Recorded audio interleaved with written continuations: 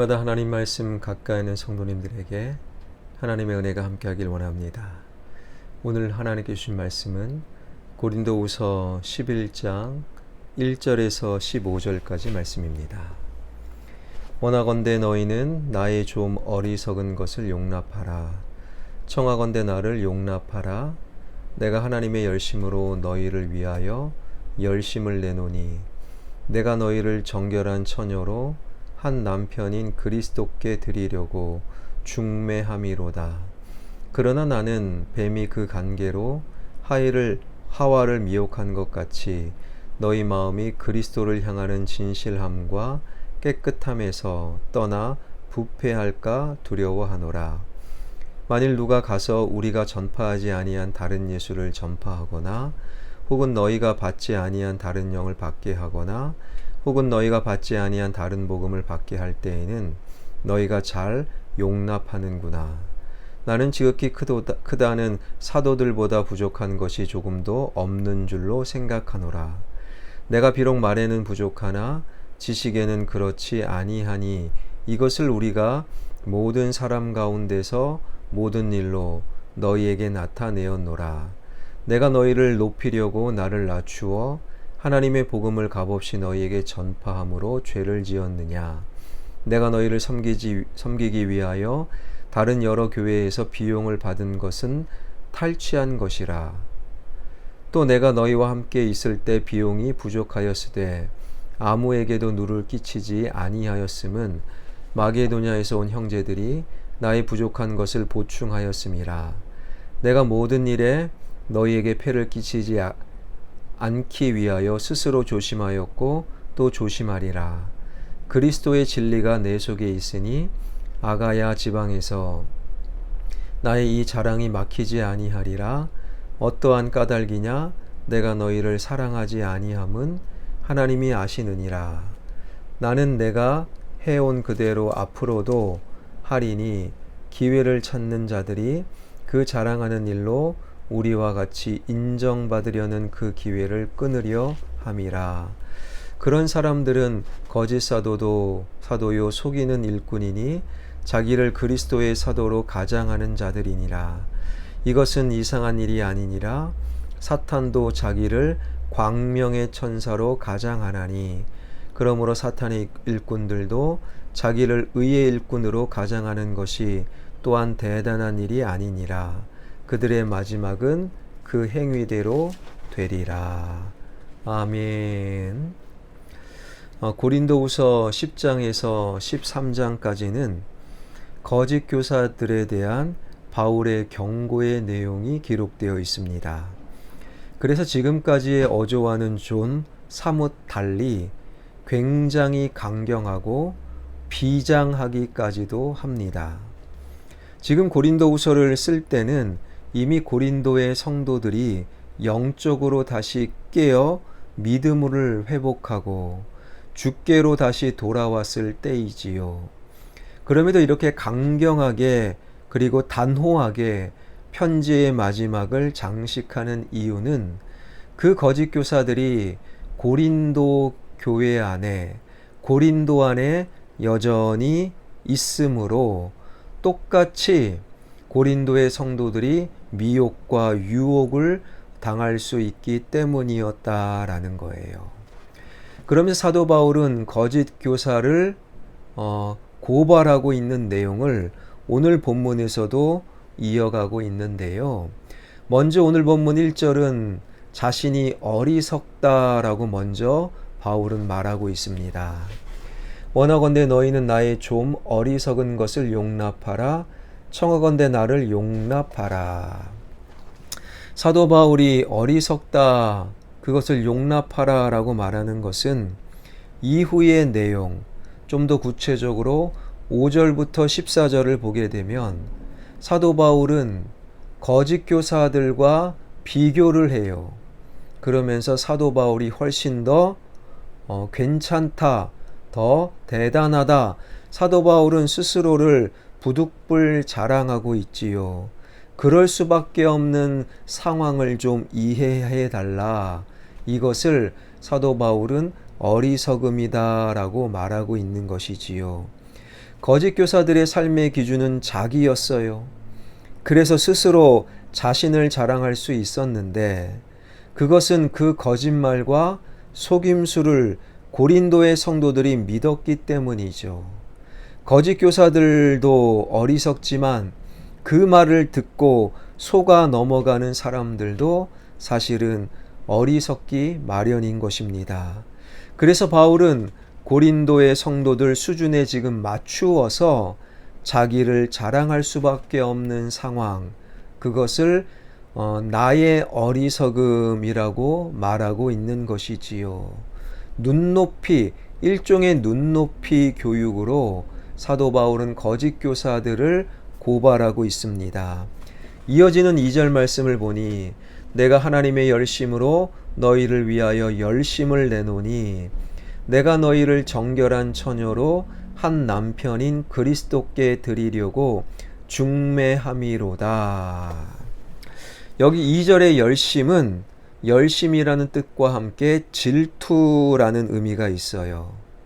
이 부분을 표준 세번역은요, 나는 하나님께서 질투하심과 같이 여러분을 두고 질투합니다. 이렇게 되어 있어요.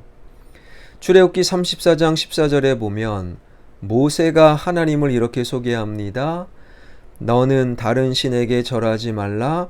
여호와는 질투라. 이름하는 질투의 하나님이니라.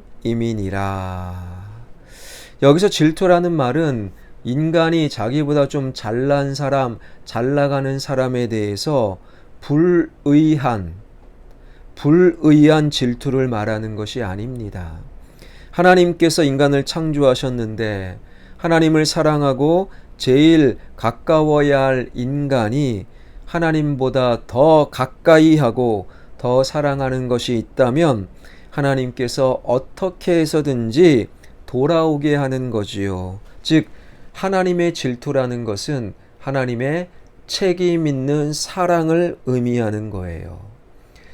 그 하나님은 우리를 사랑하시기에 떠나 있는 우리를 가만히 내버려 두지 아니하신다. 이게 바로 하나님의 열심, 그리고 사도 바울이 깨달은 질투하시는 하나님의 내용이지요. 바울은 자신을 영적인 남편인 그리스도와 영적인 아내인 우리를 이어주는 중매쟁이다라고 2절 하반절에서 말하고 있지요. 남자와 여자가 결혼을 하는데 필요한 것이 무엇입니까? 돈입니다. 그래서 남자는 집을, 여자는 마련한 집을, 신혼집을 채웁니다. 그것이 그동안의 전통이었다면 오늘날 젊은이들은 굉장히 현명하기에 함께 하는 거지요. 함께 모아서 같이 신혼집도 마련하고 그 집도 함께 채워나가는 것. 결혼할 때 이런 것들도 필요합니다. 그런데 이것보다 더 중요한 것은 바로 순결함, 정결함이라는 거예요. 남편은 아내에 대해서, 아내는 남편에 대해서 순결함, 정결함을 지켜가야 한다라는 것이지요. 그래서 2절에 보게 되면 내가 너희를 정결한 처녀로 남편인 예수 그리스도께 드렸다라고 말하고 있는 거예요. 언젠가 우리 교회에서도 혼전 순결식을 젊은이들을 대상으로 좀 해보자.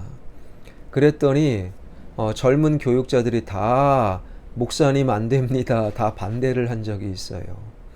왜 반대합니까?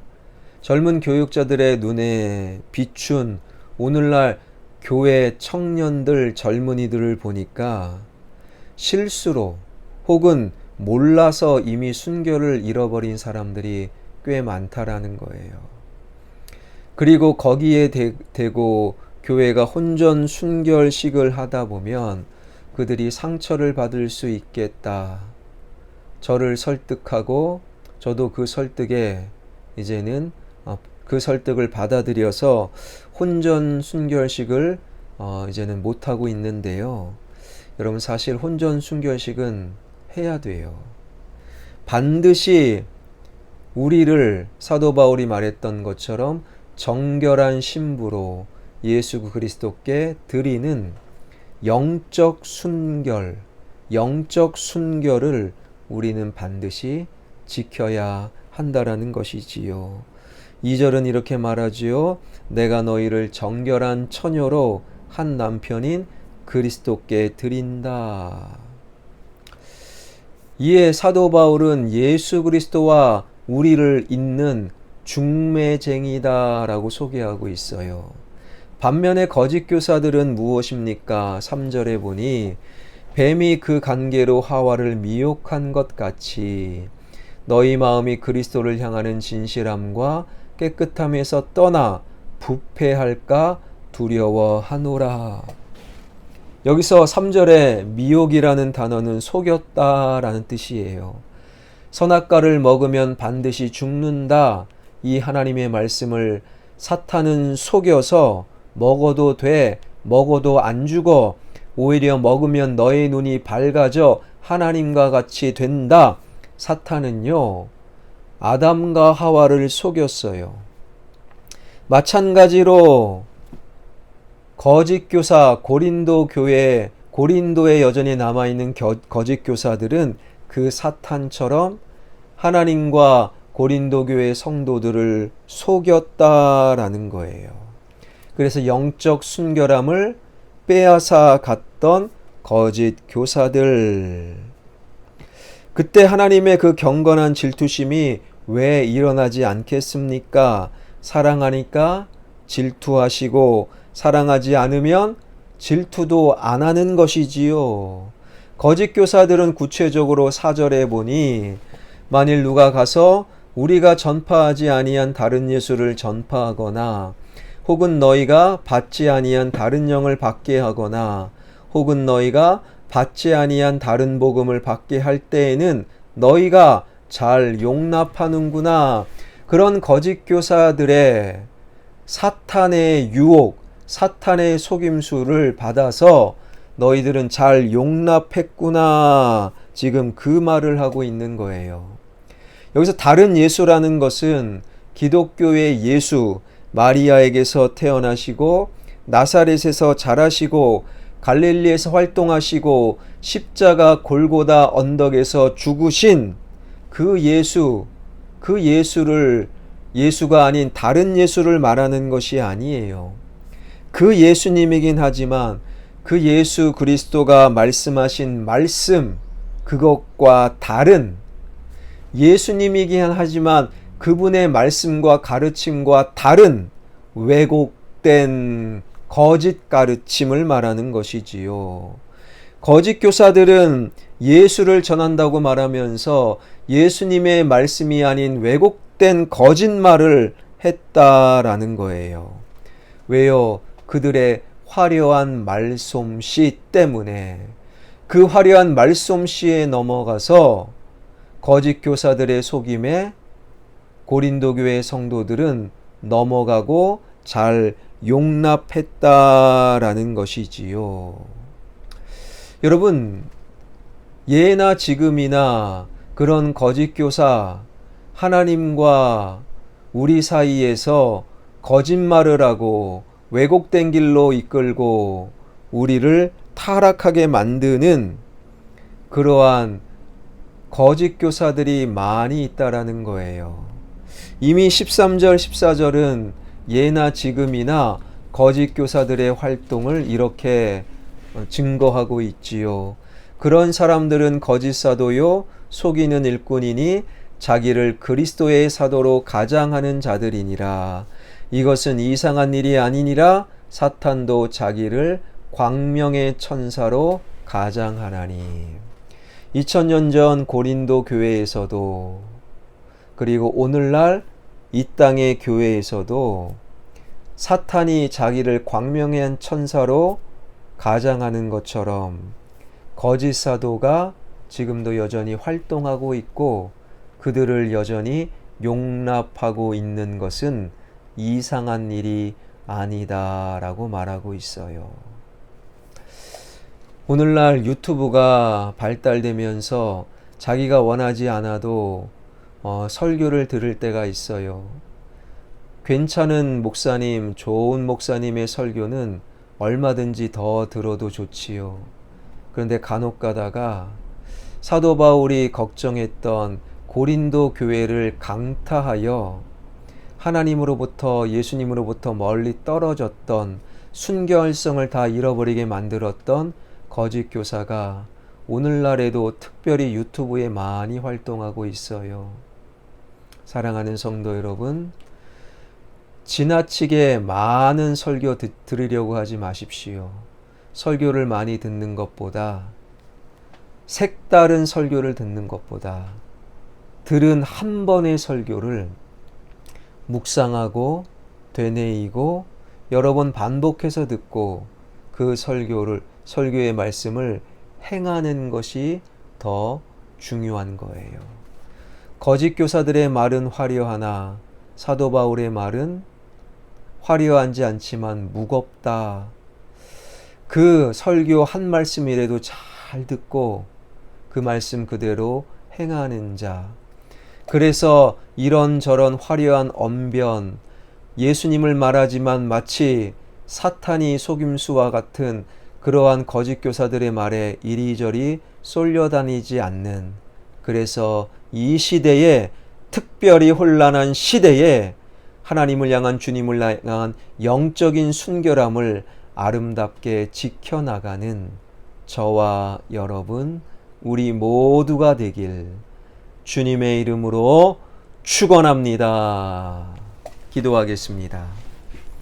살아계신 하나님, 혼란스럽고 무질서한 유튜브 속에 엄청나게 많은 수많은 설교라는 것들이 돌아다니는 이 시대에 화려한 언변과 한 번도 들어보지 못한 색다른 설교라는 것에 이리저리 쏠려다니지 않는 내가 되게 하여 주옵소서.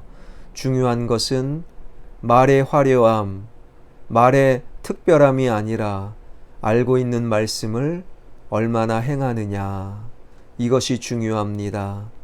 이러한 영적인 혼란한 시대에 들은 말씀, 알고 있는 말씀을 묵상하고 되뇌이며 그 말씀대로 살아내는 이 시대에 예수 그리스도의 신부, 영적인 순결함을 지켜나가는 우리 모두가 되게 하여 주옵소서.